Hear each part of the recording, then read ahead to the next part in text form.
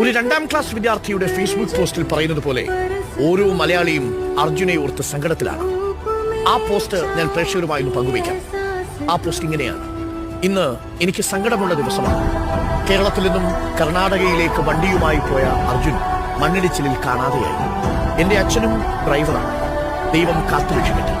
കോഴിക്കോട് ജില്ലയിലെ Vadakara Meppayil east SB സ്കൂളിലെ 2ാം class വിദ്യാർത്ഥിയായ ഇഷാന്റെ ഡയറി കുറിപ്പാണ്.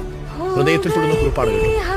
ആ ഹൃദയക്കുറിപ്പിൽ എന്റെ അച്ഛനും ഒരു ഡ്രൈവറാണ് എന്ന് പറഞ്ഞ് അവസാനിപ്പിച്ചിരിക്കുന്നിടത്തുണ്ട് കേരളത്തിന്റെ അർജുനു വേണ്ടിയുള്ള കാത്തിരിപ്പ്. പ്രിയപ്പെട്ട പ്രേക്ഷകരെ, ഒരിക്കൽ കൂടി നമ്മൾ പറയട്ടെ, വെരി ഇമ്പോർട്ടന്റ് പേഴ്സൺ എന്നാൽ ഏതെങ്കിലും അധികാര സ്ഥാനങ്ങളിൽ ഇരിക്കുന്ന ആളല്ല. ഒരു കുഞ്ഞിന്റെ അച്ഛൻ, ഒരു കുഞ്ഞ്, നമ്മുടെ സമൂഹത്തിന്റെ ചുറ്റുപാടുമുള്ള മനുഷ്യര്, ഏതു പണിയും ചെയ്തവൻ.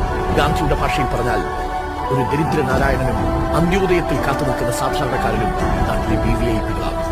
ഇന്ത്യയുടെ ലക്ഷ്യം തന്നെ ടു വൈപ്പ് ഔട്ട് എവരി